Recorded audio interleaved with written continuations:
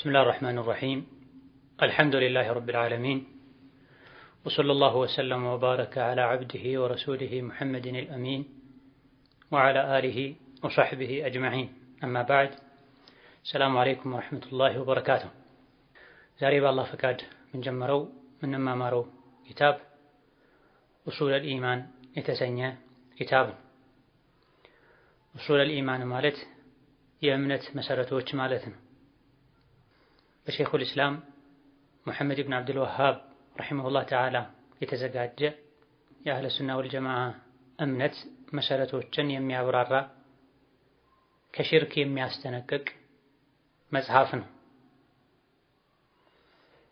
يسول جوش يتبدروت يا الله أنت بارك وتعالى بالجنة توقو السن بچان ሊያመልኩ ያዛቸው እንዲታዘዙ የከለከላቸውን እንዲከለከሉ ነው። እምነት ካልተስተካከለ የሰው ልጆች ተውሂድ ላይ ካልሆኑ የሚሰሩት መልካም ሥራ በሙሉ ዋጋ አይኖረውም። እያንዳንዱ አማኝ ወደ አላህ ተባረከ ወተዓላ በሰላም መጓዝ የሚፈልግ በሙሉ እምነቱን ሊያስተካክል ይገባል። ተማሪዎችም አስተማሪዎችም የነብይ ተከታይ ነኝ የሚሉ በሙሉ ነብዩ 13 ዓመት ሙሉ መካ የለፉለት መዲና ከሄዱም በኋላ በዋነኝነት ሲያስተምሩት የነበረውን ተውሂድ ሊያውቅ ሊያሳውቅ ይገባል። ነብዩ ሰለላሁ ዐለይሂ ወሰለም መካ ላይ ለ13 ዓመት ገደማ የተቸገሩት የተሰቃዩት የተሰደቡት የተደበደቡት በተውሂድ ምክንያት ከዛ በፊት ይወዷቸው ያከብሯቸው እውነተኛው ታማኙ መሐመድ ይሏቸው የነበሩ ሰዎች ሁሉ ውሸታሙ ድግምተኛው እብዱ ያሏቸው በተውሂድ ምክንያት የነብይ ተከታዮችም ብዙዎቹ የተሰቃዩት እነ አማር እነ የአማር ቤተሰቦች ወላጆቻቸው እነ ቢላል እነ ዚኒራ ለተለያዩ አደጋዎች የተጋለጡት በተውሂድ ምክንያት ሁበል አለልም በአላህ ብቻ አብቃቃለሁ ስላሉ ነብዩም አለይሂ ሰላቱ ወሰላም በእንደዚህ አይነቱ ችግር ላይ ሲያዩዋቸው ሶብረን ፈኢነ መውዒደኩሙል ጀነህ ነበር የሚሏቸው። ሶብሩ ታገሱ በኢማናችሁ በተውሂዳችሁ ምክንያት የመሰቃየታችሁ ጀዛ ጀነት ነው ይሏቸው ነው። ያሰቃያችሁን ነገ ታሰቃያላችሁ፣ ለትንሽ ጊዜ ብቻ ታገሱ፣ በምትችሉት ሁሉ እነሱ ላይ ጥቃት ለማድረስ ሞክሩ አላሏቸውም። ሌላ የተሻለ መሳሪያ አለ፣ ሶብር የሚባል መሳሪያ። ሶብር በጠነከረ ቁጥር ችግሮችን መቋቋም ስለሚቻል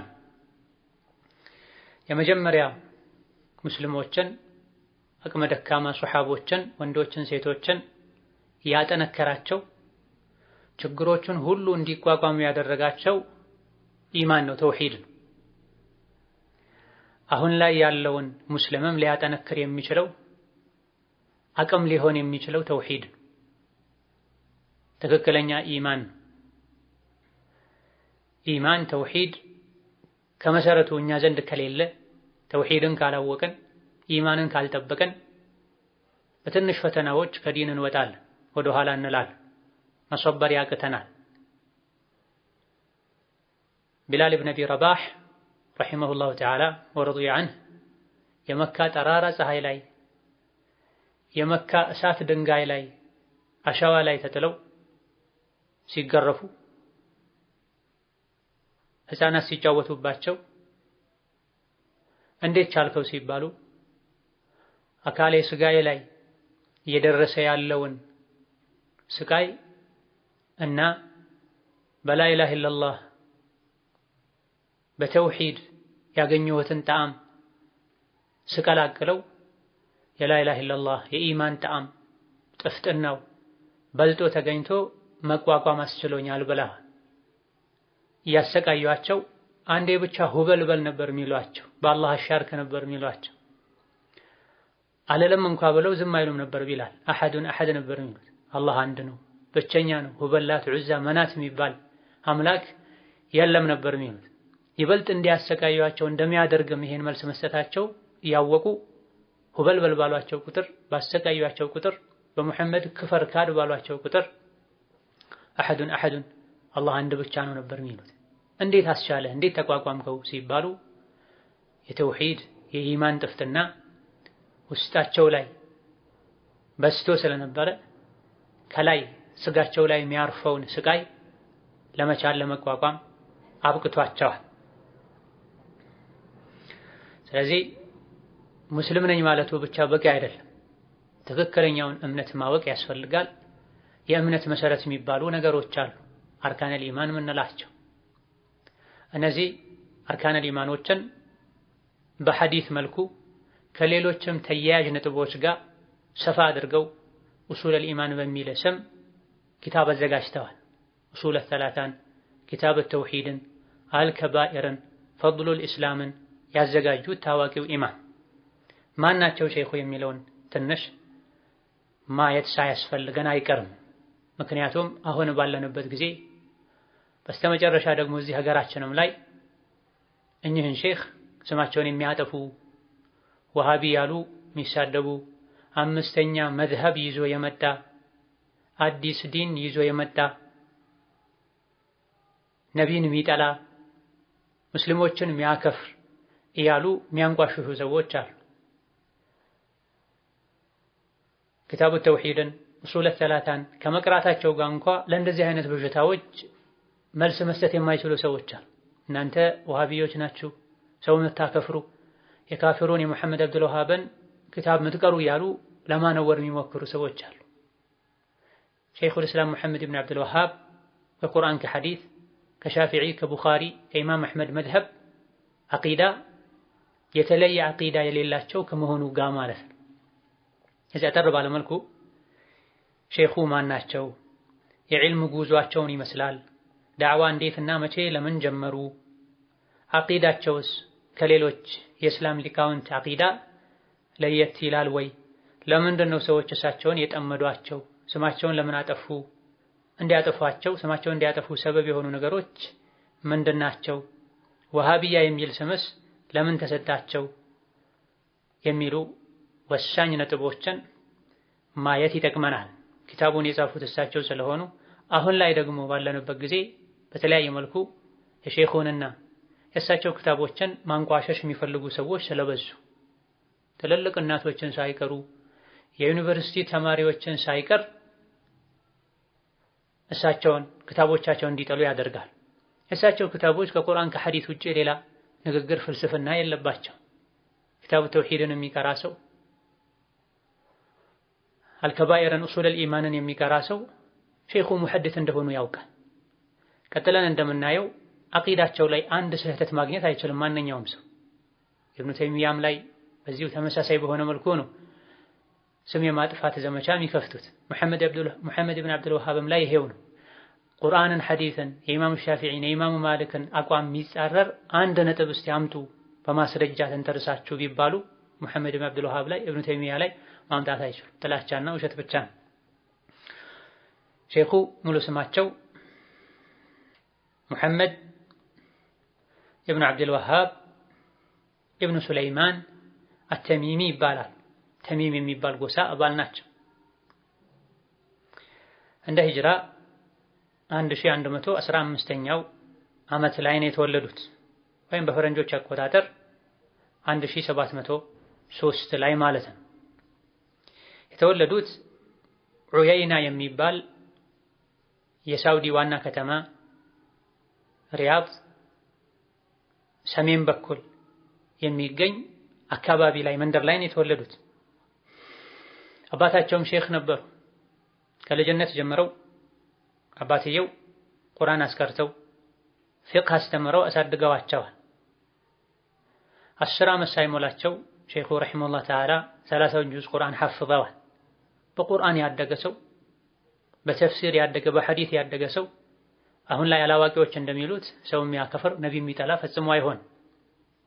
እድሜያቸው 12 ዓመት ሳይሞላ ለአካለ መጠን የመድረስ ምልክት እንዳሳዩ ተነግሯል። አባታቸው ይሄን ባወቀ ጊዜ አሁን ለኢማምነት ብቁ ሆኗል ብለው አስቸጋጅ አድርገዋቸው። ሼኹ ረሒመሁላህ ተዓላ በልጅነት እድሜያቸው ቁርአንን ከሐፈዙ በኋላ በሀገራቸው ከሚገኙ የኢማሙ አሕመድን መዝሀብ ከሚከተሉ ዑለሞች ፊቅህ ተምረዋል። ሐዲስ፣ ተፍሲር ቀርተዋል። ገና ከለጋ እድሜያቸው ጀምሮ የተፍሲር፣ የሐዲስ፣ የዐቂዳ ክታቦችን ያጠኑ እንደነበረ የተለያዩ የእሳቸውን ሲራ ታሪክ የጻፉ ዑለሞች ተናግረዋል። ለየት ባለ መልኩ ደግሞ የኢብኑ ተይሚያን የኢብኑል ቀይምን ኪታቦችን ማንበብ ያበዙ እንደነበረም ተነግሯል። ለምን ይሄን መረጡ ያለን እንደሆነ ሸይኹል ኢስላም ኢብኑ ተይሚያና ሁለተኛው ሸይኹል ኢስላም ኢብኑል ቀይም በነበሩበት ዘመን ትልቅ የሽርክና የቢድዓ ችግር ነበር። ቢድዓና ሽርክን የተዋጉበትን መሳሪያ ኪታባቸውን ተጠቅመዋል። ከዚህ ውጭ ያላነበቡም ማለት አይደለም። የሌሎችንም ታዋቂ ዑለሞችን ክታቦችን አንብበዋል። ሼኹ በልጅነታቸው ሀገራቸው ካሉ መሻይኾች ዑለሞች ከተማሩ በኋላ ወደ ሌሎች አካባቢዎችም ለዕልም ተጉዘዋል። ለሐጅ ወደ መካ ሄደው ሐጃቸውን ካጠናቀቁ በኋላ የነቢን መዲና ዘይረው የነቢን መስጂድ ዘይረው እዛው መዲና ውስጥ ከሚገኙ ዑለሞች ሐዲስና ሌሎችንም ዕልሞችን ቀስመዋል። ከዛ በኋላ በስራ በመባል ወደሚታወቅ የኢራቅ ሀገር ከተማ ተጉዘዋል።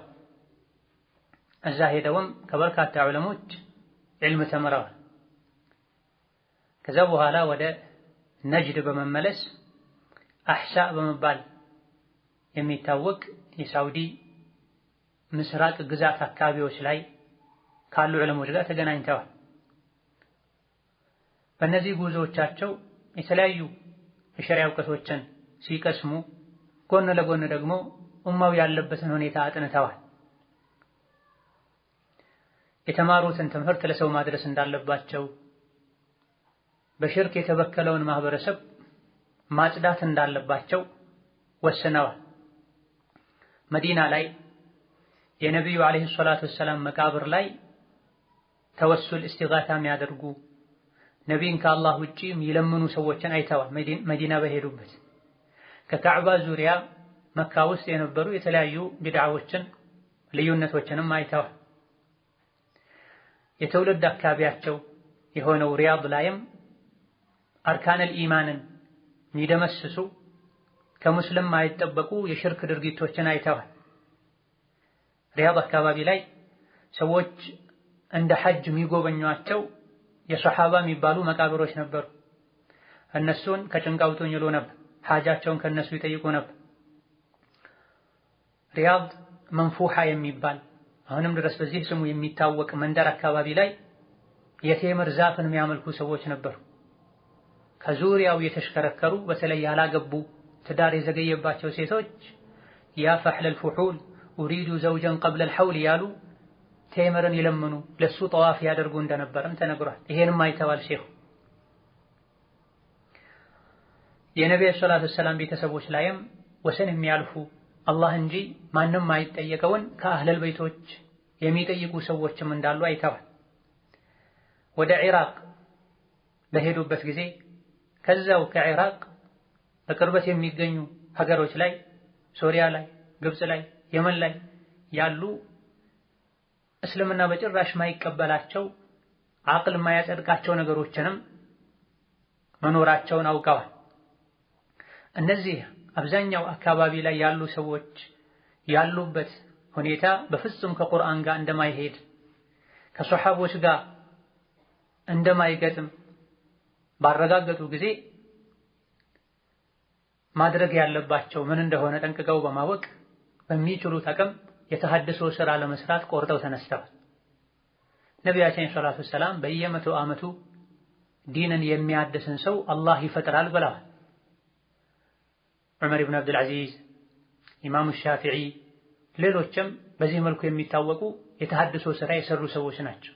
በየመቶ ዓመቱ የተሐድሶ ስራ የሚሰሩ ሰዎችን ለዚህ ኡመት አላህ ያስገኛል ብሏል ነብዩ ሰለላሁ ዐለይሂ ወሰለም። በየዘመኑ በየሀገሩ ተገኝተዋል። የግድ አንድ ብቻ ላይ ሆን ይችላል። በአንዱ መቶ ዓመት ውስጥ 3 4 5 የተሐድሶ ስራ የሚሰሩ ሰዎች ሊኖሩ ይችላል። አንዱ በአቂዳ፣ አንዱ በሐዲስ፣ አንዱ በፊቅህ። ይሄን አይተው ሼኹ ዝም ብለው ማለፍ አልቻሉም። ምክንያቱም ኢማን ያለው ሰው የአላህን ተባረከ ወተዓላ ሐቅ የሚያውቅ ሰው የሽርክን አደገኝነት የተረዳ ሰው ሰዎች ከቀብር ዙሪያ ሲሽከረከሩ የዑመርን ወንድም የዘይድ ኢብኑ አልኸጣብን ወንድም መቃብር ሪያድ አካባቢ ሰዎች ሲያመልኩ ከዛ ሁሉ አልፎ የቴምር ግንድን ከዙሪያው ጧፍ ያረጉ ልጅ ስጠኝ ትዳር ስጠኝ ሲሉ አይተው ዝም አይሉ ወደ ስራ ገብተዋል። ነገር ግን ወደ ስራ ከመግባታቸው በፊት ዒልም ተምረዋል። ከልጅነት ጀምረው ቁርአን ቀርተዋል። አባታቸው ላይ ፍቅህ ቀርተዋል። ሌሎች ላይ ተፍሲርን ሐዲስን ቀርተዋል። ሀገሩ ላይ ያሉ ዑለሞች ጋር በመማርም አላበቁም። መዲና ላይ ሄደው ቀርተዋል። ሐዲስ እዛ ተምረዋል። ወደ በስራ ወደ ኢራቅ ሄደው ተምረዋል። ወደ ሌሎች አካባቢዎችም ተዛዙረው ከዑለሞች ዒልም አግኝተዋል። ከዑለሞች አብረው ቁጭ ብለዋል። ይሄ የመጀመሪያው መሰረት ነው። ማንኛውም ሰው መጥፎ ነገር ስላየ ብቻ ወደ ማውገዝ መሄድ የለበትም። ቀድሞ ማወቅ አለበት፣ ማጣራት አለበት፣ ማረጋገጥ አለበት። የዕልም መሳሪያን መታጠቅ አለበት። በሁለተኛ ደረጃ ሰዎች ይሰሩት ያለው ነገር ጥፋት መሆኑን ማወቅ አለበት። ለዚህም ነው ቀደም ሲል በአካባቢው ያሉ ሰዎች ያሉበት ሁኔታ በፍጹም ከሸሪዓ ጋር የማይሄድ ንጹህ አቅል ያለው ሰው ማይቀበለው ከሱሐቦች ጋር ማይገጥም መሆኑን ባረጋገጡ ጊዜ ያን ነው። ይሄን ለማረጋገጥ ዕልም ያስፈልጋል። ከዑለሞች ቁጭ ብሎ መማር ያስፈልጋል። ዑለሞች ጋር ሁሉ ተወያይተዋል፣ ደብዳቤ ተላልከዋል፣ የደገፏቸውም አሉ። በጊዜው ያለው ሁኔታ ማይደፈር መሆኑን አምነው አንዳንዶች ደግሞ ሹብሃ ብዥታ ስለነበረባቸው የተቃወሟቸውም አሉ። እነ ኢማሙ ሸውካኒ እነ ኢማሙ ሰንዓኒ የፊቅህ የሐዲስ ክታብ የጻፉ ነይለል አውጣርን ሱቡለ ሰላምን የጻፉ ዑለሞች እሳቸውን አድንቀው ግጥሞችን ልከውላቸዋል። ሰላሚ ዐላ ነጅድን ወመን ሐለ ቢነጅድን ወኢን ካነ ሰላሚ ዐን ቡዕድን ላ ዩጅዲ ያሉ ገጥመዋል። ነጅድ ላይ አዲስ እንቅስቃሴ የጀመረው ሰው እዚሁ ሩቅ ሆኜ የመን ሆኜ ሰላምታ የደረሰው ሩቅ ሆኜ ሰላም ማለቴ ምንም ባይጠቅም የነቢይ ሱና መፍረሱን መረሳቱን ነበረ አውቀን ያዘነን ያለው አሁን ግን የነቢይን ሱና የሚያድስ ሰው መጥቷል አሉ ብለው የሚያስደስት ረጅም ግጥም ገጥመዋል። ኋላ ላይ መሃል ላይ ውሸታሞች ገብተው ተቃራኒ የሆነ ነገር አድርሰው ሰንዓኒን እንዳስቀየሙ አመለካከታቸው እንዲቀየር እንዳደረጉ የሚያሳዩ ሌሎች ግጥሞች ቢኖሩም ማለት ነው። ሼኹ ረሕመቱላሂ ዐለይህ ዳዕዋ ጀምረው ሰዎች ድሮ ወደ ነበሩበት ተውሂድ ለመመለስ ጥረት አድርገዋል። ነቢያችን ሰለላሁ ዐለይሂ ወሰለም አይሁዶች ከገቡበት ገደል ትገባላችሁ፣ ኮቴ በኮቴ ትከተሏቸዋላችሁ። ኢስላም ሲጀምር ባይተዋር ሆኖ አዲስ እንግዳ መጤ ተደርጎ ነበር የሚታየው፣ ወደፊትም ወደዛ ይመለሳል ብለው ነበርና በዚህ ጊዜ ችግሩን ለመቅረፍ ጥረት የሚያደርጉ ጡባ የሚባል ጀነት አለላቸው ብለዋል ነብይ። ጡባ ሊልጉረባ ለባይተዋሮች ጡባ አለላቸው። ማናቸው ባይተዋሮች ሲባሉ ሰው በተበላሸ ጊዜ የሚስተካከሉ ሰዎች ያበላሹትን የሚያስተካክሉ ናቸው የሚሉ አሐዲቶች ደግሞ ጉልበት ሆነዋቸዋል። እንደምንም ብለው ጥረው ለፍተው ይህን ችግር ለማስተካከል ስራ እንዲሰሩ አበረታተዋቸዋል። ይህን ሼኹ ረሒመሁላህ ተዓላ በአቅራቢያቸው ካሉ የሽርክ ድርጊቶች እነሱን በማውገዝ ስራቸውን ጀምረዋል። ከአላህ ውጭ ያለ ማንም መላኢካም ይሁን ሱሐባም ይሁን ቴምርም ይሁን መለመን የለበትም፣ ለሱ መታረድ የለበትም፣ ለሱ መሳል አይቻልም። ከአላህ ውጭ ማንም ሊጠቅም ሊጎዳ አይችልም። ይህ ያላችሁበት ሁኔታ አላህ ማይወደው ነው ብለዋል። እዛው ጦርነት የጀመሩ አሉ፣ የተቀበሉ አሉ። ነገር ግን እሳቸው ይሄ አሁን አዲስ የጀመርነው ኪታብ ላይ የሚሆን ወደፊት በአላህ ፈቃድ የምንቀራቸው ኪታብ ተውሂድና ሌሎችም ላይ ይሁን እንደምናየው ቁርአንና ሐዲስ ነው የሚያቀርቡት። ቁርአንን ሐዲስን ይዞ የሚናገር ሰው ሊያፍር ሊፈራ አይገባም። የሱሐቦችን ሲራ መሰረት አድርጎ እነሱ ያወገዙትን ያወገዘ እነሱ የደገፉትን የደገፈ የሚሄድ ሰው መጤ ይባላል፣ ሰው መስለያ ይባላል፣ ሌላ አይገባው። በዚህ መሰረት ዳዕዋ ማድረግ ጀምረዋል። ዳዕዋ ማድረግ ሲጀምሩ አዲስ እምነት ይዘው መጥተው አይደለም። የሼኹ አቂዳ ምን ይመስል ነበር የሚለውን ማየት አለበት። ብዙ ሰዎች ሼኹ አምስተኛ መድሀብ አዲስ ዲን ይዘው መጥተዋል፣ ነቢይን ይጠላል ብለው ተከታዮቹም ነቢይን ይጠላሉ፣ ሰለዋት አያወርዱም፣ ለሞተ ሰው ዱዓ አታድርጉ፣ ሰደቃ አታብሉ ይላሉ ብለው ይቀጥፋል። ሼኹ ረሒመሁላህ ተዓላ አቂዳቸው የሰሐቦች የታቢዕዮች አቂዳ ነው። የኢማም አቡ ሐኒፋ፣ የሻፊዒ፣ የማሊክ፣ የኢማም አሕመድ፣ የቡኻሪ፣ የሙስሊም፣ የአቡ ዳውድ አቂዳ። ከነዚህ የዲን መሪዎች ለየት የሚያደርግ ምንም አይነት አቂዳ የላቸው። በጊዜው የእሳቸውን ስም ለማጥፋት ሰዎች ሌላ አዲስ እምነት ነው ይዞ የመጣው ብለው ባወሩ ጊዜ ሼኹ ወደ ተለያዩ አካባቢዎች ደብዳቤ ጽፈዋል። ከዚህም አንዱ ቀሲም በመባል ወደሚታወቅ ክፍል ሀገር ደብዳቤ ሲልኩ ኡሽሂዱ ላህ ወመን ሐضረኒ ሚነል መላኢካ፣ እኔ አላህን ምስክር ያደርጋለሁ፣ አብረውኝ ያሉ መላኢኮችን ምስክር አደርጋለሁ። ወኡሽሂዱኩም፣ ይህ ደብዳቤ የሚደርሳችሁ ሰዎችም ሆይ ምስክሬ ናችሁ። አኒ አዕተቂዱ ማ ያዕተቂዱሁ አህሉ ሱነቲ ወልጀማዓ፣ አህሉ ሱና ወልጀማዓ የሚያምኑትን ነው ማምነው። በአላህ ብቸኝነት፣ በመላኢኮች መኖር፣ ከሰማይ በወረዱ መጽሐፍት፣ አላህ በላካቸው መልእክተኞች፣ ሞቶ በመቀስቀስ በቀደር፣ በዚህ ነው ማምነው። ቁርአን የአላህ ንግግር እንደሆነ ነው ማምነው። ነብዩ ሰለላሁ ዐለይሂ ወሰለም የተናገሩት ሁሉ ሐቅ ነው እውነት ነው ብዬ ነው ማምነው። ነብዩ የቂያም ቀን ሐውድ እንዳላቸው አምናለሁ። ነብዩ የቂያም ቀን ሸፊዕ እንደሚሆኑ ሰዎችን እንደሚያማልዱ አምናለሁ። ነገር ግን የእሳቸውን ሸፋዓ የሚያገኘው ተውሂድን ይዞ የሄደ ሰው ነው ብዬ አምናለሁ። ሽርክን አቅፎ የሄደ የሸፋዓ ድርሻ የለውም ብዬ አምናለሁ። የነቢዩን ሸፋዓ አያስተባብልም ቢድዓ ላይ ያለ ጠማማ የሆነ ሰው እንጂ ብዬም አምናለሁ። የቂያም ቀን ሙእሚኖች ጌታቸውን በአይናቸው ያያሉ ብዬ አምናለሁ። ከነቢዩ መሐመድ በኋላም ሌላ ነቢይ የለም ብዬ አምናለሁ።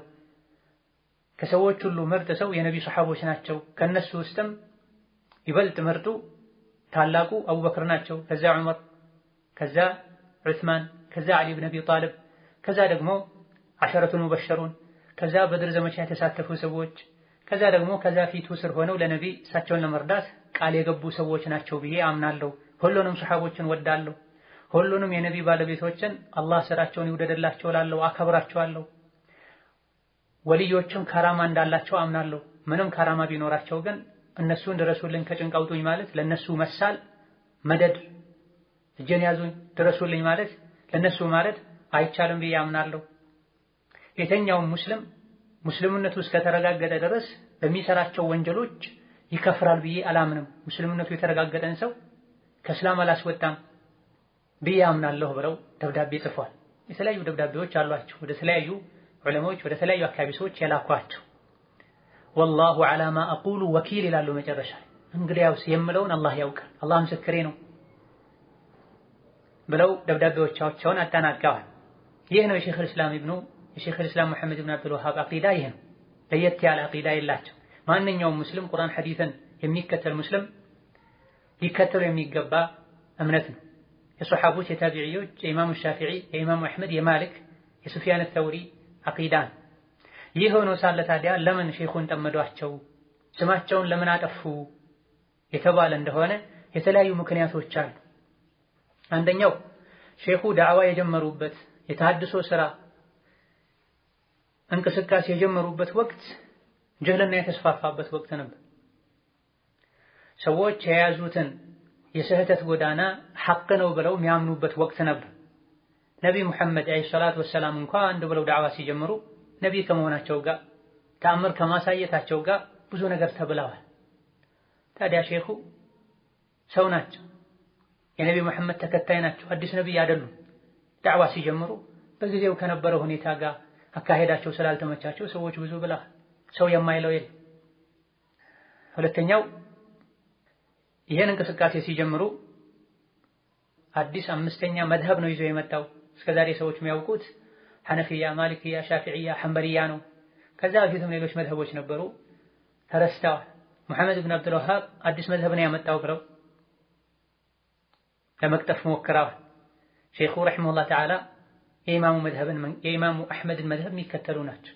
ደሊሉ ከሻፊዒ ጋር ከሆነ የሻፊዒንም ይከተላል። ሀገሩ የኢማሙ አሕመድ መዝሀብ የተስፋፋበት ሀገር ስለሆነ ያን ቀርተውን ያደጉት። የኛ ሀገር የሻፊዒያ መዝሀብ የተስፋፋበት ሀገር ስለሆነ የሻፊዒያን መዝሀብ ነው ቀርተን ያደገው። ነገር ግን ቁርአንን ሐዲስን የሚከተል ሰው መዝሀብ ካለው አልወጣም አይልም። ቁርአን ሐዲስን አጥንቶ መረዳት የሚችልበትን የእውቀት ደረጃ እስኪደርስ ድረስ መዝሀቡን ተከትሎ ጌታውን ያመልካል። ሼኹ አምስተኛ መዝሀብ አላመጡም። ወከዛሊክ እሳቸው ስማቸው እንዲጠፋ ያደረገው ሌላኛው ምክንያት በወቅቱ ብዙ የፖለቲካ ግጭት ነበር። ቱርክ ላይ ያሉ መሪዎች፣ ግብጽ ላይ ያሉ መሪዎች፣ እዛው ሳውዲ አካባቢ ላይ መካን ሲመሩ የነበሩ ሪያድ አካባቢ ላይም የተለያዩ ባለስልጣኖች እርስ በርሳቸው የሚባሉበት ወቅት ነበር። በዚህ ምክንያት ሼኹ እንዲህ አይነት ሰፊ የተሃድሶ ስራ ከሰራ አቅም አግኝቶ ከአንዱ ባለስልጣን ተጠግቶ እኛን ሊያጠፋን ይችላል የሚል ስጋት ያለባቸው ከአንዱ የፖለቲካ መሪ ጋር የጠበቀ ግንኙነት ያላቸው አዋቂ የሚባሉ ሰዎች የሼኹ ስም እንዲጠፋ ሰበብ ሆነዋል። በሌላ በኩል ደግሞ የሶፊያ መንገድ የቀብር አምልኮት ወልዮች ላይ ሷሊሖች ላይ ወሰን ማለፍ የተስፋፋበት ጊዜ ስለነበረ ትክክለኛ እምነትም ይህ ነው ይባል ስለነበረ ሼኹ ደግሞ ለቀብር አትረዱ፣ ከቀብር ዙሪያ ጧፍ አታድርጉ ይሉ ስለነበር ኢስላምን ሊያጠፋን የመጣዋል የያዙትን ጥመት እስላም ብለው በማሰብ ነገር ግን ሼኹ ረሒመሁላህ ተዓላ ወደ ቁርአን፣ ወደ ሐዲስ፣ ወደ ሱሐቦች መንገድ ከመጣራት ውጪ ሌላ አዲስ የፈጠሩት ነገር የለም። ስማቸው ሙሐመድ ብን አብዱል ወሃብ፣ ሰዎች ግን ወሃቢ ያሏቸው። የእሳቸውን መንገድ የሚከተሉ ሰዎችን ወሃቢ ያሏቸው። ወሃቢ የሚባል መዝሀብ ይዤ መጥቻለሁ እኔ ወሃቢ ነኝ ብለው አንድም ቀን ተናግሮ አያውቁም። ለምን ታዲያ ወሃቢ ተባሉ? ዛሬ አይደለም ይሄ የተጀመረው፣ ከጥንት ጀምሮ ከሁለተኛው ከሶስተኛው ክፍለ ዘመን ጀምሮ የአህለ ሱና ወልጀማዓን መንገድ የሚከተሉ ሰዎች ሌላው ተቃራኒው መንገድ ላይ ያሉ ሰዎች የተለያየ ስም ይሰጧቸዋል። ሐሸውያ ይሏቸዋል፣ ሙጀሲማ፣ ሙሸቢሃ ይሏቸዋል።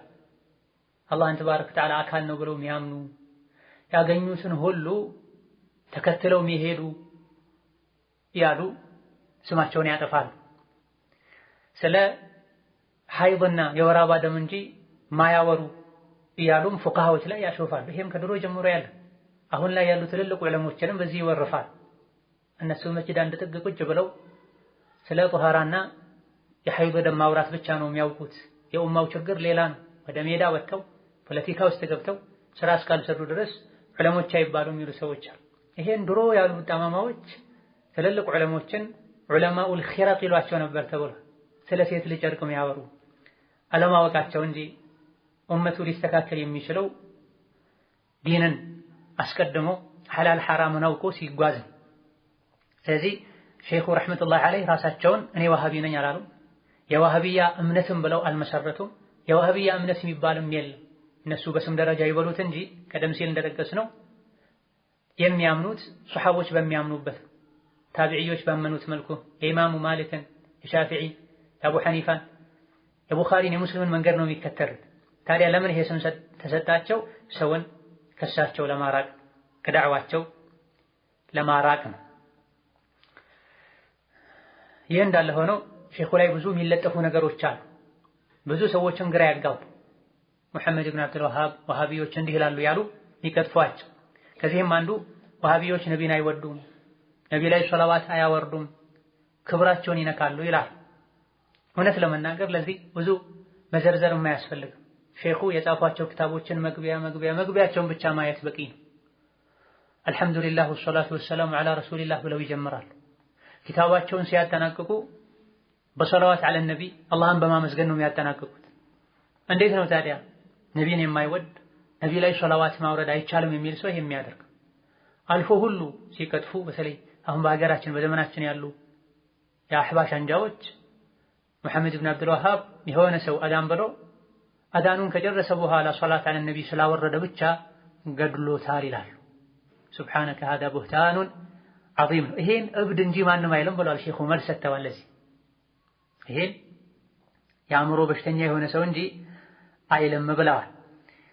ወደ ኢራቅ በላኩት ደብዳቤ ያ አጀበን ከይፈ የድኹሉ ሃዛ ፊ ዐቅሊ ዓቂል ሀል የቁሉ ሃዛ ሙስሊም አው ካፊር አው ዓሪፍ አው መጅኑን ብለዋል።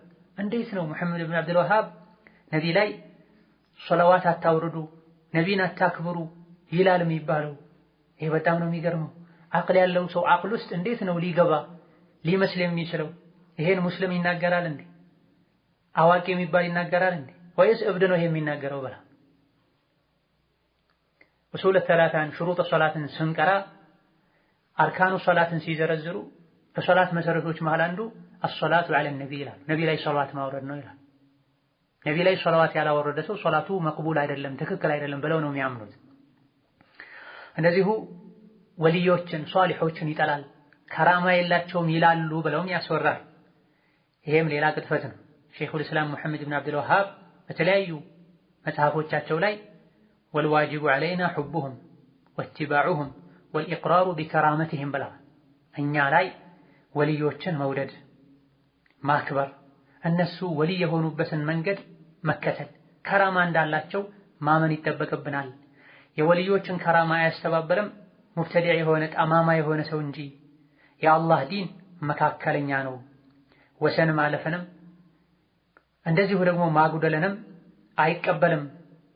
ወልዮች ምንም እንኳ ከራማ አላቸው ብለን ብናምንም ገይብ ያውቃሉ ብለን አናምንም። ልብ በሉ፣ እዚህ ጋር ነው እነሱ ሙሐመድ ብን አብዱል ወሃብ ወልዮችን ይጠላል፣ በከራማቸው አያምንም ይሉት። በወልዮች ማመን፣ እነሱን መውደድ፣ ወልይ እንዳለ የአላህ ወልይ እንዳለ ማመን፣ ከራማም እንዳላቸው ማመን ግዴታ ነው።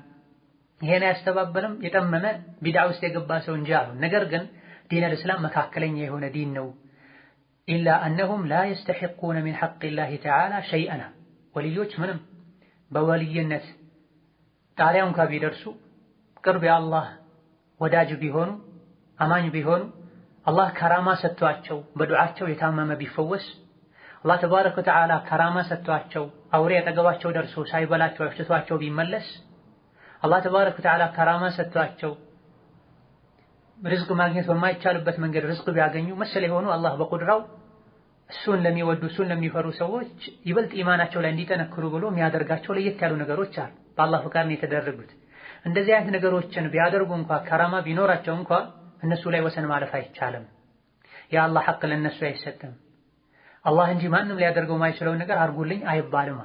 ስለዚህ ሚዛናዊነትን ያስተማሩት በወልዮች ዙሪያ ወልዮች ከራማ ስላላቸው በእነሱ እንምላለን ልጅ ስጡኝ እንላለን ማለቱን የተቃወሙት።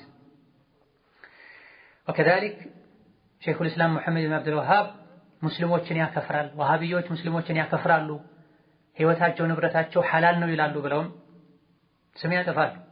ይሄ የተሳሳተ ቅጥፈት ወደ ሸይኹል ኢስላም ሙሐመድ ብን አብዱል ወሃብ በደረሰ ጊዜ በተለያየ መልኩ መልስ ሰጥተዋል።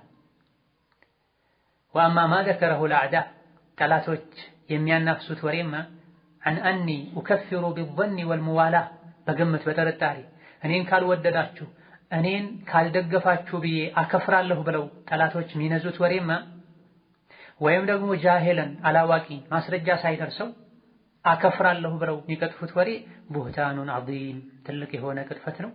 ዩሪዱነ ቢሂ ተንፊረ ናሲ ዐን ዲኒላሂ ወረሱሊህ ሰዎችን ከትክክለኛው ከአላህ ከመልእክተኛው ዲን ከዳዕዋ ማራቅ ፈልገው ሰዎች የሚቀጥፉት ቅጥፈት ነው።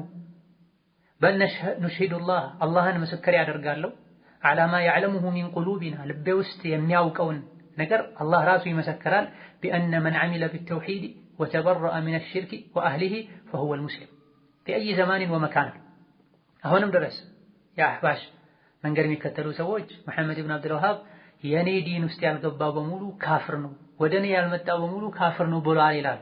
እዚህ ግን ሼኹ አላህ ምስክሬ ነው ልቤ ላይ ያለውን ያውቃል። ይሄ ቀላል ቃል አይደለም። አንድ ሰው ልቡ ላይ ሌላ ነገር ይዞ ባፉ የልቤን አላህ ያውቃል አላህ ምስክሬ ነው ቢል ይከፍራል ተብሏል።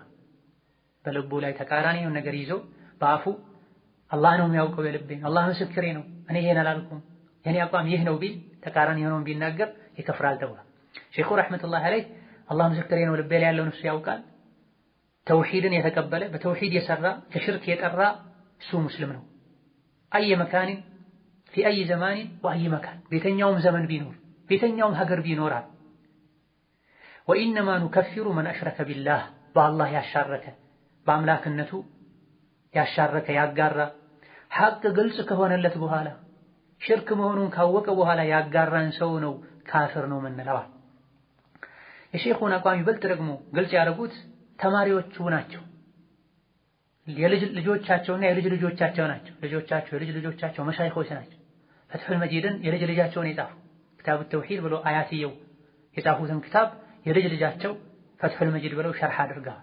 ከአያትየውም እስከ ኪታቡ ሲሕር አካባቢ ተምረውታል። ቀጥታ ኢጃዛው ሰነዱ ከሳቸው ነው የሚወሰደው። ከዛ በኋላ የልጅ ልጆቻቸው የሀገራቸው መሻይኾች ተውሂድን አስፋፍተዋል። የሼኹን አቋም አብራርተዋል። ሼኹን ባልተናገሩበት ጉዳይ ላይ እነሱ በቂ መግለጫ ሰጥተዋል። ሼኹን ስለሚያውቁ ሼኹ የነበረበትን አሕዋል ሁኔታ ስለተረዱ ከሼኹ ተማሪዎች ማለት አንዱ ምን አሉ? ወሸይኹ ረሒመሁላሁ ለም ዩከፍር ኢላ መን ከፈረሁ ላሁ ወረሱሉሁ። ሼኹል ኢስላም ሙሐመድ ብን አብዱል ወሃብ ወሃቢ ያልሆነን ወደሱ ያልገባን ሁሉ ያከፍራል የሚባለው ቅጥፈት ነው። አላህና ረሱሉ በኩፍር የፈረዱበትን ሰው እንጂ ሼኹል ኢስላም ሙሐመድ ብን አብዱል ወሃብ አያከፍሩም። ኡማዎች የዲነል እስላም መሪዎች ካፍርነቱ ላይ የተስማሙበትን አይነት ሰው እንጂ ካፍር ነው አይሉም። በአላህ የሚያሻርክን ሰው እንጂ። ሼኹ በተክፊር ዙሪያ የተናገሩት ንግግር ግልጽ ነው። ማንኛውም ሰው ከኪታባቸው አንብቦ መረዳት ይችላል ብላ የሼኹል ኢስላም ሙሐመድ ብን አብዱል ወሃብን ስም የሚያጠለሹ ሰዎች ክታቦቻቸውን አያነቡም። እኔ ራሴ የገጠመኝ ነገር አለ። ለአንድ ክፍለ ሀገር ሼኽ እስቲ ይህን ክታብ አንብቡት እዩት ራሳችሁ ተብሎ ሲሰጣቸው አይኔ እያየ ምድጃ ላይ ጥለውታል። አላነቡም። የዋህብያ ክታብ ገልጠው ቢያዩት ቢያነቡት የኢብኑ ከሲር የኢማሙ ሻፊዒ ንግግር ነው ያለበት። ኡሱል ሰላሳ ታውቁታላችሁ ብዙዎቻችሁ። ቁርአን ሐዲስ ነው ያለበት። የተኛውም አቅል ያለው ሰው ትንሽ ኢማን ያለ ሰው የሚወደው የሚደሰትበት መልእክት ያለው ክታብ። ሌላም ህንድ ሀገር አካባቢ የሚኖር ሰው ሁሌ ደርስ ሲጀምር አላህ ወይ ሙሐመድን አብዱል ወሃብን ረገመው ያለ ነበር ትምህርቱን የሚጀምር። ለንግድ ወደዛ የሚመላለስ ሰው ሁሌ ይሄን ሲያይ የሆነ ዘዴ ፈጠረና ክታቡ ተውሂድን የላይኛው ሽፋኑ የክታቡን ስም ርዕሱን ጸሐፊውን የያዘውን ገንጥሎ አስወግዶ እስቲ ይሄን ክታብ አንብቡትና ሼኽ አስተያየት ካላችሁ ተነግሩኛላችሁ ብሎ ሰጣቸው። ክታቡን አንብበው ከጨረሱ በኋላ ይሄ ክታብ ልክ እንደ ቡኻሪ ነው አካሄዱ፣ ማስረጃ አቀራረቡ፣ መልእክቱ ቡኻሪ ነው የሚመስለው ብለው ከዛ በኋላ ይሄ ለንግድ ወደዛ የሚመላለሰው ሰው ይሄን እኮ ክታብ የጻፈው ሁሌ ትምህርት ሲጀመር የአላህ እርግማን እሱ ላይ ይሁን ያልክ ምትረግመው ሙሐመድ ብን አብዱል ወሃብ እኮ ነው ብላ ሰውየው በጣም ተጸጽተው በተቃራኒው ከዛ በኋላ ሁሌ ለትምህርት ሲቀመጡ አላህ ሆይ ለሙሐመድ ብን አብዱል ወሃብ እዘንለት ሳናውቅ በድለነዋል ይሉ እንደነበረ ተነግሯል። አይታ ሰዎችን በግምት በጥርጣሬ ከእስላም ከማውጣት ስማቸውን ከማጥፋት ቀርቦ ከራሳቸው መስማት ክታቦቻቸውን ማንበብ የተሻለ ነው። ሼኹ የተበደሉት በዚህ ምክንያት ሰዎች ጠጋ ብለው አይሰሙም፣ አያጣሩም፣ ክታቦቻቸውን አያነቡ። ቢያነቡ ከቁርአን ከሐዲስ ከቡኻሪ የተለየ ነገር አያገኙ። ቡኻሪ ረሒመሁላህ ተዓላ ሶሒሓቸው ላይ ሶሒህ አልቡኻሪ ላይ ባቡ ከዛ ወከዛ ወቀውሉላሂ ተዓላ እያሉ ነው ርዕሶችን የሚዳሱት። ክታቡ ተውሂድ በዛ መልኩ ነው። ይሄ የህንዱ ሼኽ እንዳሉት ቡኻሪን ነው የሚመስለው እንዳሉት ቁርአን ሐዲስን ያል ቢበዛ አንዳንድ ክታቦቻቸው ላይ ከቁርአኑ ከሐዲሱ ምንቀስማቸው እውቀቶች ጠቃሚ ነጥቦች ብለው አንዳንድ ነገሮችን ይጨምራሉ እንጂ አንዳንድ ክታቦቻቸው ላይ ጭራሽ አንድ የእሳቸው ቃል የለም። ጸሐፊው እሳቸው ሆነው እንጂ ባብ ነው የሚያስቀምጡት። በርዕሱ ስር የነቢይን ሐዲስ ቁርአን ነው የሚያስቀምጡት። እንዲህ አይነትን ሰው እንዴት ነው ሙስሊም ያከፍራል፣ ወልዮችን ይጠላል፣ ነቢዩ ላይ ሰላዋት አያወርድም፣ አዲስ መዝሀብ መጣ የሚባል። ሼኹ በዚህ መልኩ ሲታገሉ ጥረት ሲያደርጉ ቆይተው አጀራቸው ሲደርስ እንደ ሂጅራ በ1206ኛው ዓመት ላይ ድርዕያ የሚባል አካባቢ ላይ ሞተዋል ረሒመሁላሁ ተዓላ። እሳቸው ቢሞቱም ዳዕዋቸው አልሞተም። ብዙም ሳይቆዩ ዳዕዋቸው ዓለምን አዳርሷል። አፍሪካ ገብቷል፣ ህንድ፣ ፓኪስታን ደርሷል። ሰዎች ከተለያየ ሀገር ለሐጅ የመጡ ሼኹን አግኝተዋል። ልጆቻቸውን ደረሶቻቸውን አግኝተው በየሀገሩ የሼኹል ኢስላም ሙሐመድ ብን አብዱል ወሃብ መድረሳ ተስፋፍቷል። አሁንም ዓለም ላይ በብዛት የተውሂድ ክታቦችን ሰዎች የሚቀሩት የኚህን ሼኽ ኪታብ ኢኽላሱ ያለው ሰው እሱ እንኳ ቢሄድ በጊዜው ዓላማው ሙሉ በሙሉ እንኳ ባይሳካ ኋላ ላይ አላሁ ተባረከ ወተዓላ ያሳካለታል። ነስአሉላህ ለና ولكم حسن الخاتمة وحسن القصد والنية إنه على كل شيء قدير وبالإجابة جدير. ወደ ኪታቡ ስንገባ ዛሬ ኢንሻአላህ ተዓላ አንድ ሁለት ሐዲሶችን ለማየት እንሞክራለን። የመጀመሪያው ሐዲስ ባቡ ማዕሪፈቲላሂ ዐዘ ወጀለ ወልኢማኒ ቢሂ የሚል ርዕስ ያለው ሐዲስ ነው። ማዕሪፈቱላህ አላህን ተባረከ ወተዓላ ማወቅ፣ ባቡ ማዕሪፈቲላህ አላህን ተባረከ ወተዓላ ማወቅ፣ ወልኢማኒ ቢሂ በሱም ማመንን የሚመለከት በዚህ ዙሪያ የተነገረ ሐዲስ የሚታይበት ርዕስ ነው፣ ባብ ነው። ሼኹ ረሒመሁላህ ተዓላ በዚህ ክታባቸው የሚዳስሱት በጥቅሉ አርካነል ኢማንን ነው። ኡሱለል ኢማን ማለት አርካነል ኢማን ማለት ነው። ነገር ግን ብዙ ጊዜ በቀላሉ አርካኑል ኢማን ሲተቱን ሸሃደቱ አን ላ ኢላሃ ኢለላህ አን ቱእሚነ ቢላሂ ወመላኢከቲሂ ወኩቱቢሂ ወሩሱሊሂ ብለን በሰከንዶች ብለነው እንደምንሄደው አይደለም፣ ሰፊ ነው። የተለያዩ ክታቦች በዚህ ርዕስ ዙሪያ ተጽፈዋል። አልኢማን እየተባለ ስማቸውን ማወቁ ብቻ አይደለም፣ ከዚህ ርዕስ ጋር ተያያዥ የሆኑ በርካታ ነጥቦች አሉ። እያንዳንዱ ነጥብ ራሱን የቻለ ክታብ ሊጻፍለት የሚገባ በትክክልም የተጻፈለት ነጥብ ነው። ተውሂድ አርካነል ኢማን አንደኛው፣ በነቢዮች ማመን ሌላኛው፣ በአኺራ ማመን ሌላኛው። እያንዳንዱ ስር መጠቀስ ያለባቸው በዝርዝር አውቀን ልናምንባቸው የሚገቡ ነጥቦች አሉ። ሼኹ ረሕመቱላሂ ዐለይህ በእያንዳንዱ ርዕስ ስር የተነገሩ ሐዲሶች በዚህ መሰረት በእያንዳንዱ መሰረት ስር ወይም ከሱ ጋር ተያያዥ የሆኑ ሐዲሶችን የሚያብራሩበት ኪታብ ነው። عن أبي هريرة رضي الله عنه أبو هريرة الله መልካም ስራቸውን ይውደድላቸውና ከሳቸው እንደተላለፈው قال رسول الله صلى الله عليه وسلم ነብዩ ብለዋል። قال الله تبارك وتعالى ነብይ ደግሞ አላህ ብለዋል። ይሄ ሐዲስ አልቁዱሲ ይባላል። አላህ ምን አለ? أنا أغنى الشركاء عن الشرك እኔ أغنى الشركاء በጋራ ለመስራት ከሚብቃቁ ሰዎች ሁሉ የበለጠ የተብቃቃሁ ነኝ አለ አላህ ተባረከ ወተዓላ። ወይም ይሄ ሲብራራ መን ዓሚለ ዐመላ የትኛውንም አይነት ስራ የሰራ ሰው አሽረከ ፊህ በዛ ስራው ካጋራ መዒ ከኔ ጋር ገይሪ ሌላን አካል ካጋራ ተረክቱሁ ግለሰቡን ተዋለሁ የኔ ባሪያ አይሆንም። ወሽርከሁ ያሻረከበትንም ተግባር እተዋለሁ አልቀበለውም፣ ምንዳ አያገኝበትም አለ አላህ አሉ ነብዩ ሰለላሁ ዐለይሂ ወሰለም። ረዋሁ ሙስሊም ኢማም ሙስሊም ሶሒሓቸው ላይ ዘግበውታል። የዚህ ሐዲስ ርዕሱ ማዕሪፈቱላህ ነው፣ አላህን ማወቅ። አላህን ተባረከ ወተዓላ የምናውቀው በስምና በባህሪያቱ ነው። ከባህሪው አንዱ ለጋራ ከሚሰራ ነገር ሁሉ የተብቃቃ ነው አላህ። እንደዚሁ ደግሞ ያሻረኩበትን ስራ ማይቀበል ጌታ ነው አላህ ተባረከ ወተዓላ። ያሻረከን ሰው ስራውንም ማይቀበል ጌታ ነው። በዚህ ነው አላህን የምናውቀው፣ በባህሪው ነው አላህን የምናውቀው። በትክክል አላህን ስናውቅ ትክክለኛውን ኢማን ማመን እንችላለን። ለአላህም ሰግዳለሁ፣ ለአላህም እሳላለሁ፣ ለመቃብር ለወልይ እሳላለሁ አይሆንም። ለአላህም ብዬ ሰደቃ እሰጣለሁ፣ ለዝናም ብዬ እሰጣለሁ አይሆንም። አላህ ሰዎች ሌላን የቀላቀሉበትን ያጋሩበትን ስራ ማይፈልግ ጌታ ነው።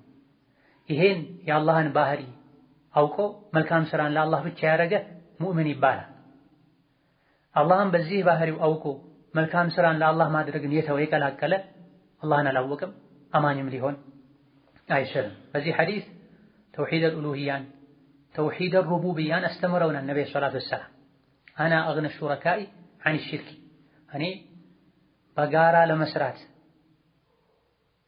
አልፈልግም ብለው ከተብቃቁ አግና ከዚህ ከፍ ያልኩ ነኝ ከሚሉ ሹረካዎች ለጋራ ከሚሰሩ ሰዎች ሁሉ የበለጠ የተብቃቃሁ ጌታ ነኝ አለ አላህ ተባረከ ወተዓላ። ይሄ ለምንድን ነው የሆነው? ሩቡቢያው ጌትነቱ፣ አድራጊነቱ፣ ሀብታምነቱ የተሟላ ስለሆነ ሰማይ ምድር የሱ ነው፣ ዱንያ አኺራ የሱ ነው። ለምን ለጋራ የተሰራን ስራ ይቀበላል? ለጋራ የተሰራ ስራ ውድቅ ነው አላህ ዘንድ። ይሄ ተውሂድ ሩቡቢያን በአድራጊነት በጌታነት አላህን መነጠል ሁለተኛው ይሄ ሐዲስ ላይ ተውሂድ አልኡሉሂያ አለበት። መን ዐሚለ ዐመለን አሽረከ ፊህ መዒ ገይሪ ተረክቱሁ ወሽርካ። መን ዐሚለ ዐመላ የተኛውንም አይነት መልካም የሚባልን ስራ የሰራ ሰው ነገር ግን በዛ ስራ ላይ አሽረከ ፊህ መዒ ገይሪ ከኔ ጋር ሌላን አካል ከቀላቀለ ካጋራ ተረክቱሁ ወሽርካ እሱንም ስራውንም ተዋለሁ።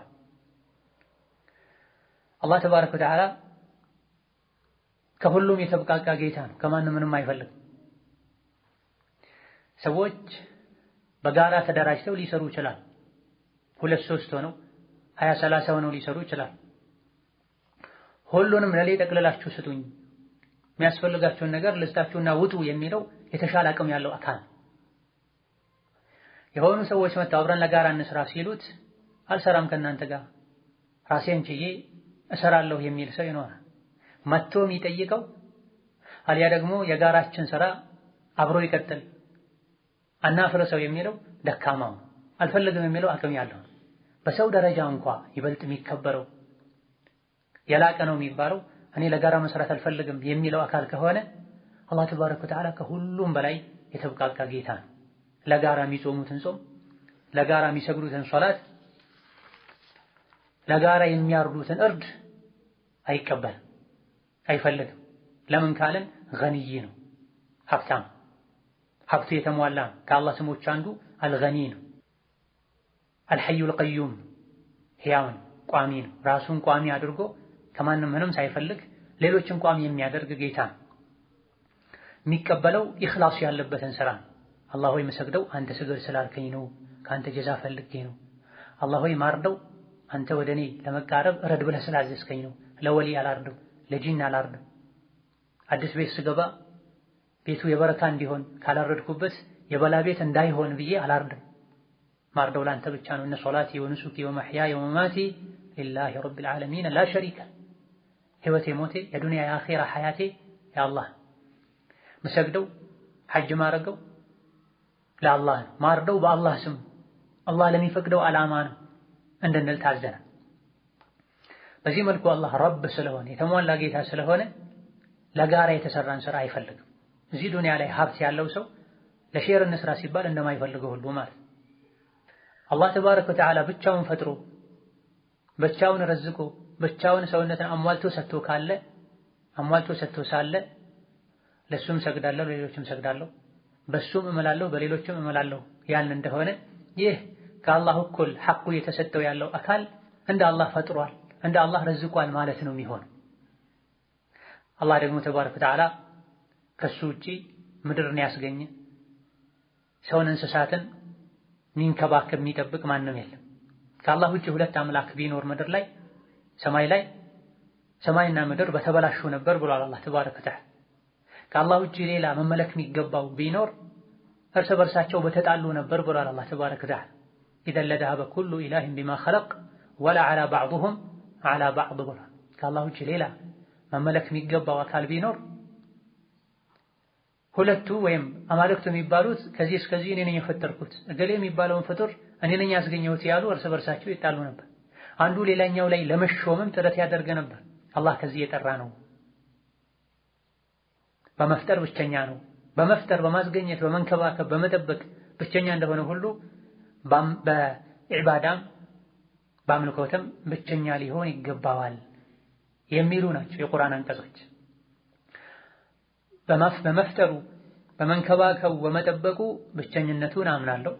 ነገር ግን በዒባዳው ዘርፍ ነቢዮችን፣ ሷሊሖችን፣ ወልዮችን፣ አድባሮችን እለምናለሁ፣ ጠብቁኝ እላለሁ፣ እፈራቸዋለሁ ያለን እንደሆነ ከመካ ሙሽሪኮች የባሰ ሽርክ ላይ ወድቀናል።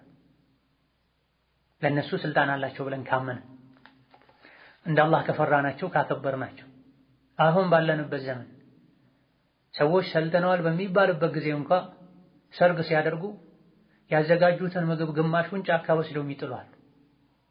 ለምን ይሄን ታደርጋላችሁ ሲባሉ አድባሩ እንዲበላ ሀገር የሚጠብቀው ዝናብ የሚያዘንበው ይላሉ። ባለንበት ዘመን ባለንበት ሀገር በሬ ፍየል አርደው እስከነ ነፍሱ ጨለማ ላይ ወስደው የሚያስቀምጧል። ረመዳን ሲመጣ ይጾማል። ዙህር ሲደርስ የውዱእ ውሃ ይዘው ይወጣል። ዝናብ ጠፋ ብለው የወሊ ከራማ ያላቸው ሰዎች መቃብር ነው ብለው ህፃናቶቻቸውን እንስሳቶቻቸውን ይዘው ሄደው ከቀብር ዙሪያ ጧፍ ያደረጉ የሚውሉ አርደው የሚበሉ አዝንቡልኝ ሸሊላ እያሉ ይለምኗል። ሱብሃንአላህ መጠየቅ ያለበት አላህ ከመሆኑ ጋር ከአላህ ውጭ ያሉ መክሉቆችን ሸሊላ ይላል። ሸሊላ አስሉ አረብኛ የሀገራችን አረብኛ የማያውቁ ሰዎች አጣመውት። ሸሊላህ ማለት ሸይእ ሊላህ ማለት የተለያዩ የአቂዳ ክታቦች ላይ እንደተነገሩ ሸይእ ሊላህ ማለት እናንተ ወልዮች ሆይ፣ እናንተ አውሊያዎች ሆይ፣ እናንተ አድባሮች ሆይ ለአላህ ብላችሁ የሆነች ነገር ስጡኝ ማለት ነው።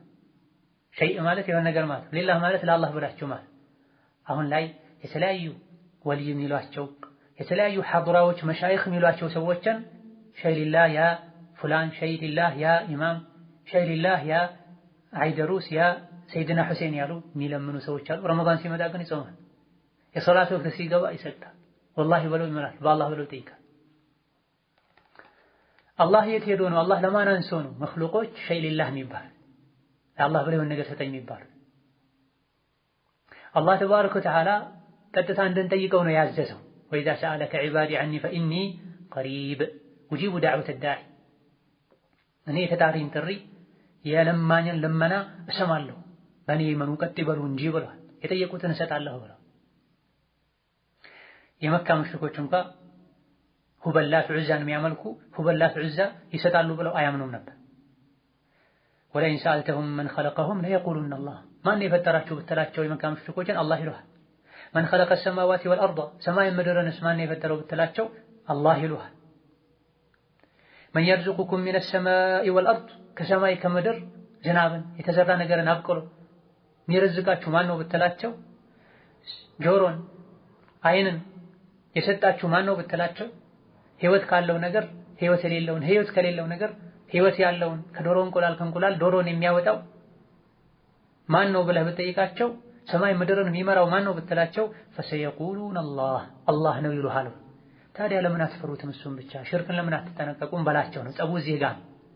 አሁን ላይ ግን ያሉ እንጨቱ ድንጋዩ ወልዩ መቃብሩ ይሰጣል ዝናብ ያዘንባል ብለው እሱን ይለምናል። ይህ አቅል ማይቀበለው የተኛውም ዲን ያለው ሰው ማያደርገው ድርጊት ነው። አላህ ተባረከ ወተዓላ በሱ ያሻረከን ሰው ይተወዋል። የሱ ባሪያ አይሆንም። የሀዋው ያመለከው ነገር ባሪያ ነው የሚሆነው። መቀላቀል አያዋጣም። በአንድ ነገር ሙስሊም መሆን በሌላ ነገር ባህልን ሀገርን መምሰል አጭራሽ አይሆንም። አላህ የፈጠረው እሱ ብቻ እስከሆነ ድረስ መመለክ ያለበትም እሱ ብቻ ነው። አና አግነ ሹረካኢ አኒ ሽርኪ በጋራ ከሚሰራ ነገር ከተብቃቁ ባለ ሀብቶች ሁሉ የበለጠ የተብቃቃሁ ጌታ ነኝ። መን ዐሚለ ዐመለን አንድን ስራ የሰራ በዛ ላይ አሽረከ ፊህ ያጋራ መዒ ከኔ ጋር ገይሪ ሌላን ያጋራ የቀላቀለ ሰው ተረክቱሁ ወሽርከሁ እሱንም ሽርኩንም የሰራውን የሽርክ ስራም ተወዋለሁ። ይህ የሽርክ ስራ የሚባለው በገንዘብም የተሰራ ይሁን ከአላህ ውጭ ላለ አካል ገዝቶ ያረደ፣ በአካልም የተሰራ ይሁን ከአላህ ውጭ ላለ አካል የሰገደ ስጁድ ያረገ፣ አሊያ ደግሞ በልብም ቢሆን ከአላህ ውጭ ያለን አካል የፈራ ከአላህ ውጭ ያለን አካል በማይችለው ነገር ተስፋ ያረገ፣ የጾመ ሐጅ ያረገ የሰራውን ስራ በሙሉ አላህ ይተዋል፣ አይቀበለውም። ከስር መሰረቱን አንድን ስራ ሲሰሩት ለሰው ብለው ከሆነ የሰሩት ለምሳሌ 4 ረካዓ ዙህርን ተነስቶ ሲሰግዱ ከመሰረቱም እገሌ ዘጋ ያየችን ስለሆነ ለስገድ ብሎ የሰገደ ሰው ስራው ሙሉ በሙሉ ውድቅ ይሆናል። በዚህ ድርጊቱም አላህ ዘንድ ይጠየቃል፣ ይቀጣል።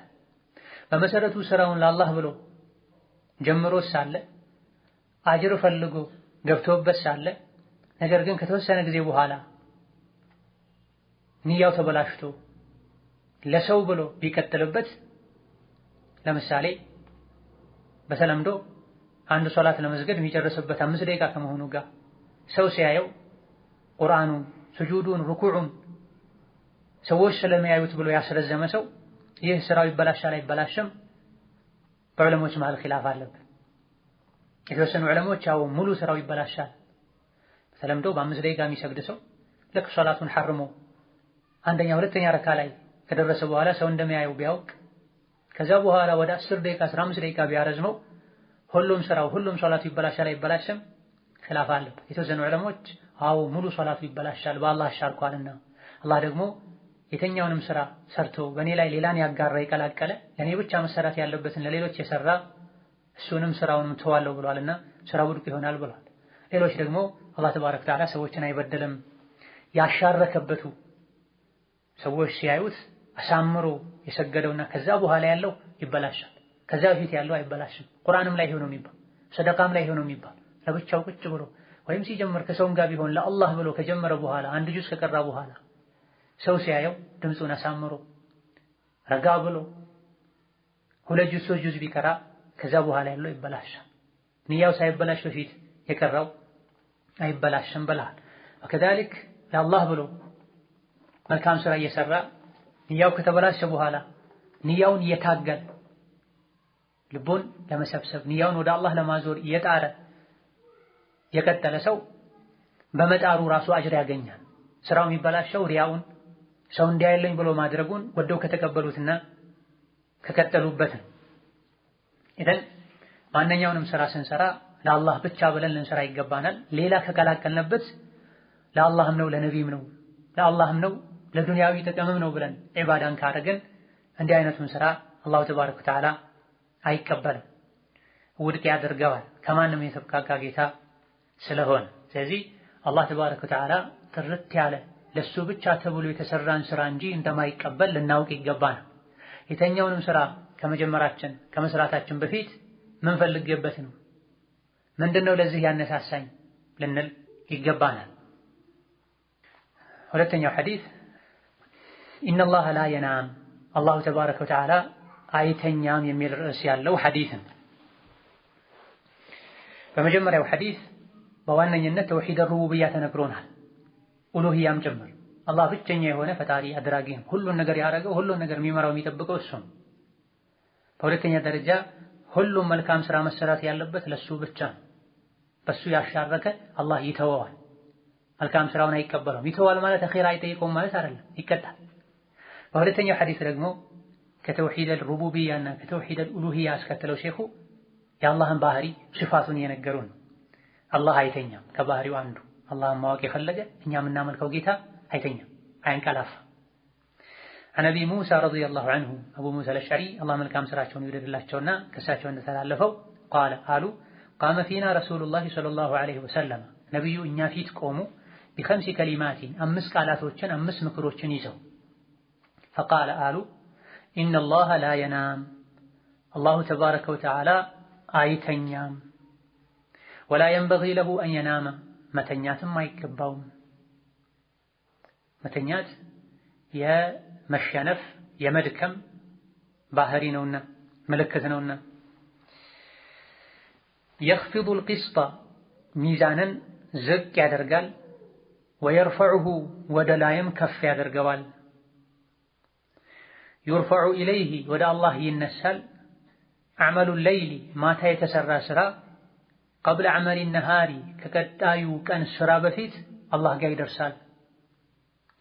وعمل النهار ቀን ላይ የተሰራ ስራ ደግሞ ወደ አላህ ይደርሳል قبل عمل الليل የቀጣዩ ሌሊት ስራ ወደ አላህ ከመውጣቱ በፊት በዛው ቅጽበት በዛው ሰዓት ወደሱ ይወጣል። ሒጃቡሁ ኑሩ አላህ ተባረከ ወተዓላ ከፍጥረታቱ ራሱን የጋረደበት መጋረጃ ኑር ነው፣ ብርሃን ነው።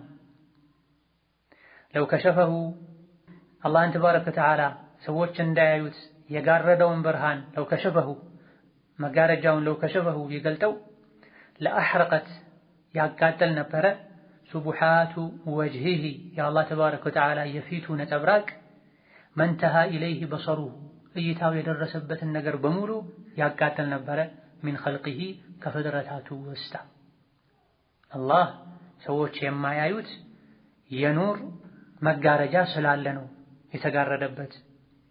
ይሄን መጋረጃውን ቢገልጠው ቢያነሳው የፊቱ ነጸብራቅ እይታው የደረሰበትን በሙሉ ፍጡር ያቃጠል ነበር።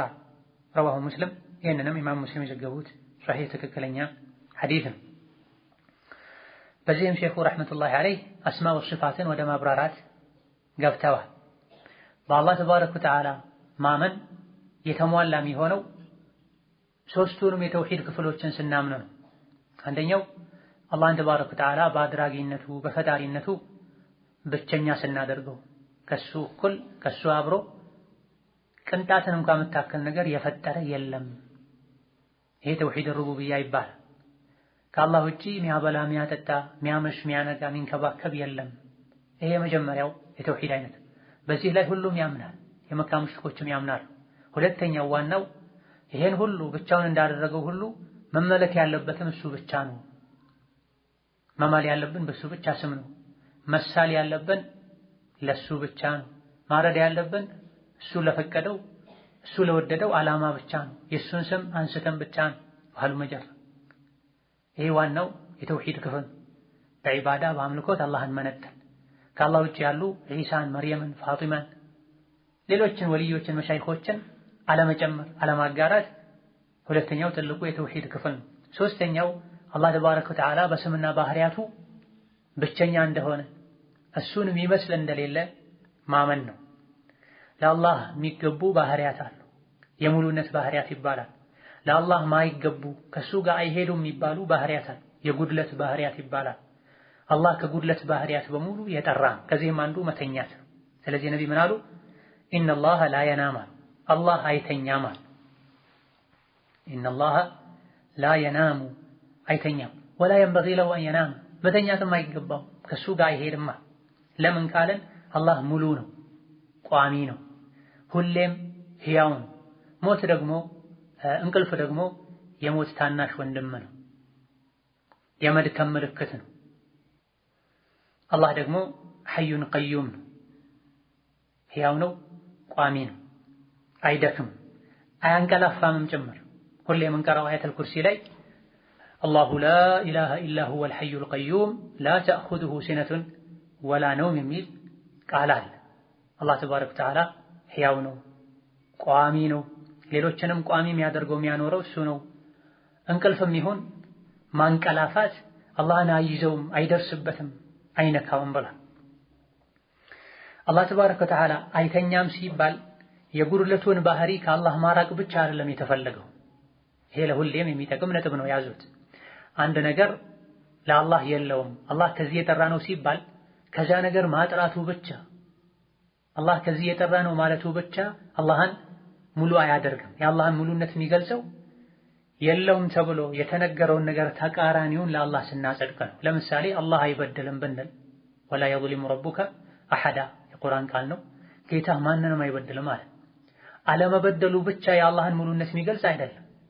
አለመበደሉን ስናምን ያለመበደልን ተቃራኒ ለአላህ ያጸደቀን መሆን አለበት። የበደል ተቃራኒው ፍትህ ነው። አላህ ተባረከ ወተዓላ የተሟላ ፍትህ እሱ ጋር አለ። አላህ አይተኛም ስንል ያለመተኛት ተቃራኒው ሁሌ ንቁ መሆን፣ ጠንካራ መሆን፣ ብርቱ መሆን፣ ሐይ መሆን። ስለዚህ አላህ አይተኛም ስንል መተኛት አያስፈልገውም፣ ጠንካራ ነው፣ ሁሌ ቋሚ ነው የሚለውን እያጸደቀን መሆን አለበት። የኽፊዱል ቂስጠ ወየርፈዑሁ ሚዛንን ዝቅ ያደርጋል፣ ወደ ታች ያወርደዋል። ወየርፈዑሁ ወደ ላይም ከፍ ያደርገዋል። ምንድን ነው ቂስጥ? የተለያዩ ዑለሞች በቂስጥ ዙሪያ የተለያዩ ነገሮችን ብለዋል። በላጩ ተመራጩ የኽፊዱል ቂስጠ ማለት ሚዛንን ዝቅ ያደርጋል፣ ወየርፈዑሁ ከፍም ያደርገዋል ማለት ነው የተፈለገው ተብሏል። ምንድን ነው በዚህ የተፈለገው? ሰዎች በየቀኑ የሚሰሯቸው ስራዎች ወደ ላይ ይወጣሉ፣ የቂያም ቀን በሚዛናቸው ላይ የሚሰፍሩ ማለት ነው። እንደዚሁ ደግሞ ወደ ታች የሚወርደው በየቀኑ የሚገጥማቸው ነገር ነው። እንደዚሁ ደግሞ ሪዝቃቸውን የተከተቡ የተወሰኑ ነገሮች ወደ ታች ይወርዳሉ፣ ተመዝኖ ተለክቶ።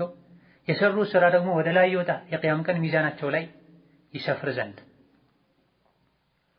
ወነضع الموازين القسط ليوم القيامة እንደሚለው ሌላኛው አንቀጽ ላይ ትክክለኛውን ቅስጥ ወይም ሚዛን የቂያም ቀን እናስቀምጠዋለን፣ እናመጣዋለን፣ ሰዎች ይመዘናሉ፣ ስራቸው ይመዘናል ብሏል።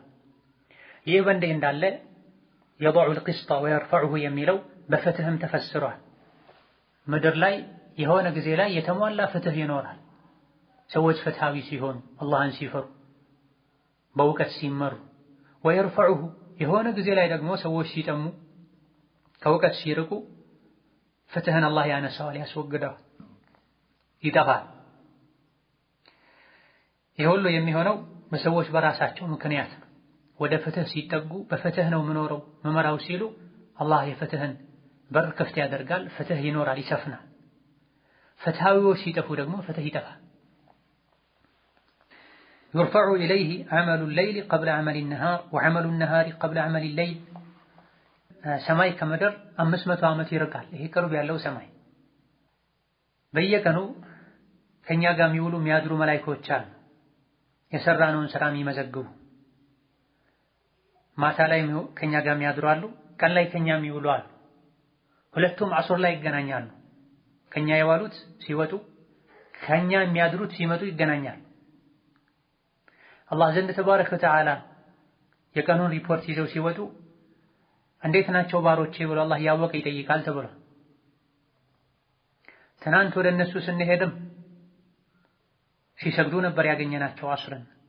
አሁንም ለቀጣዮቹ አስረክበን ስንመጣ ሲሰግዱ ነው ትተናቸው የመጣ ነው ይላሉ ተብሏል። አላህ ያወቀ ነው የሚጠይቀው እንጂ የማያውቀው ኖሮ አይደል። ይሄ ነው የቀኑ ስራ يرفع إليه عمل النهار የቀኑ ስራ ወደ አላህ ይወጣል قبل عمل الليل ከሌሊቱ ስራ በፊት የተባለው ሁለተኛው ላይ ሆነው የሚባል የአላህ ተባረከ ወተዓላ ስራ አይዛነፍም፣ ክፍተት የለበትም፣ ጉድለት የለበትም፣ የሚረሳ የሚወሳሰብ ነገር የለም። በየቀኑ ምን ሰራው ስራ ወደ አላህ ይወጣል፣ ይመዘገባል። ሁሌ ኸይር ስራን ወደ ላይ ከሸኘን አላህ ተባረከ ወተዓላ ኸይርን ወደኛ ያወርዳል። የግል ህይወታችን፣ የትዳር ህይወታችን፣ ማህበራዊ ግንኙነታችን ያማረ የተስተካከለ ይሆናል።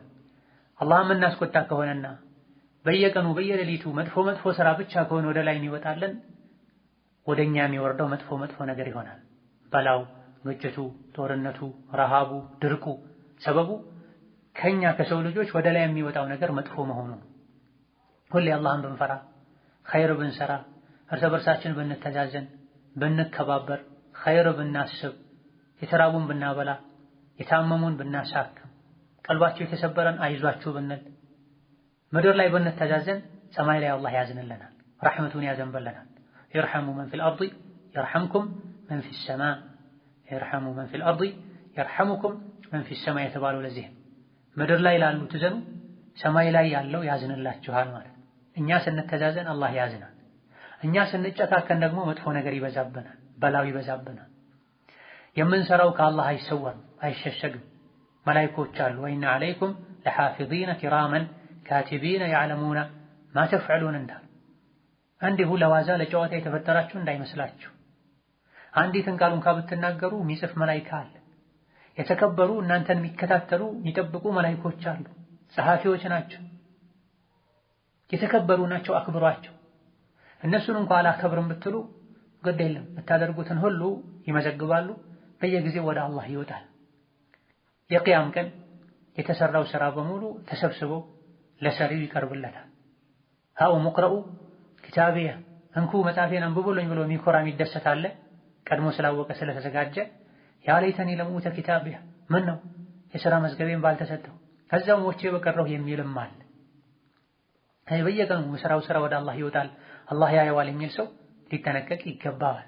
ከሱ ጋር የሚውሉ የሚያድሩ መላእክቶች እንዳሉ የሚያውቅ ሰው ለሰው ሐያ ከሚያደርገው በላይ አላህ ከኑር ለፈጠራቸው በጭራሽ አላህን ለማያስቆጡ የእሱን ህግ ለማይጥሱ መላእክቶች ክብር ሊያደርግ ሐያ ሊያደርግ ይገባዋል።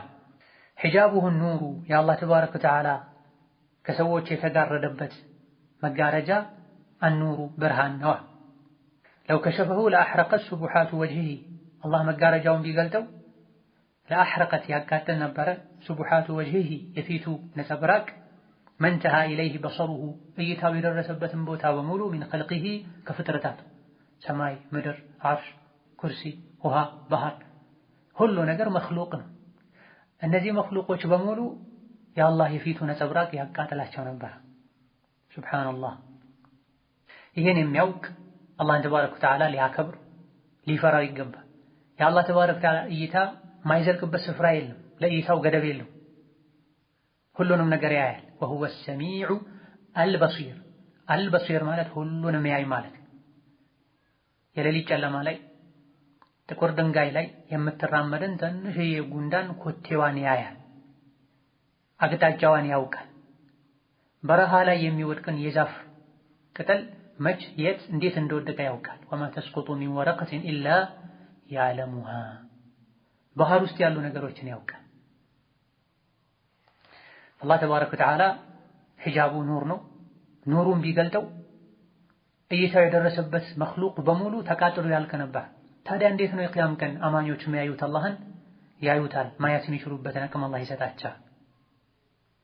አማኞች ሙእሚኖች የቂያም ቀን አላህን በአይናቸው ያያሉ፣ እውነተኛ ማየትን። እንዴት ታዲያ ያዩታል? ዱንያ ላይ ነው አላህን ማየት ማይቻል። አኺራ ላይ አላህ ፈቅዶ ለአማኞችም ማየት የሚችሉበትን አቅም ሰጥቶ ያዩታል። አላህን ከማየት የተሻለ ደግሞ ደስታ የለም ጀነት ላይ። የጀነት ሰዎች ጀነት ከገቡ በኋላ አላህ ምን ትፈልጋላችሁ ይላቸዋል። ምን እንፈልጋለን? የሥራ መዝገባችን በቀኝ እጃችን ሰጥተህን፣ ሲራጥን አሻገርከን፣ ፊታችን አብሪ ውብ አደረግከልን፣ ምን የቀረ ነገር አለ ሲሉ አላህ ተባረከ ወተዓላ ይገለጥላቸዋል። አላህን ያያሉ። ከዛ በፊት ከተሰጡት ነገር ሁሉ የበለጠ የአላህን ፊት ማየት ያስደስታቸዋል ብለዋል ነብዩ ሰለላሁ ዐለይሂ ወሰለም። ነስአሉላህ አን-ነظረ ኢላ ወጅሂል ከሪም ሚን ገይሪ ضراء ሙዲራ ወላ ፊትነቲን ሙዲላ ኢነሁ ዐላ ኩሊ ሸይኢን ቀዲር ወቢል ኢጃበቲ ጀዲር። የዛሬ ደርሳችን እዚህ ያበቃል። ወሰላሙ ዐለይኩም ወረሕመቱላሂ ወበረካቱህ።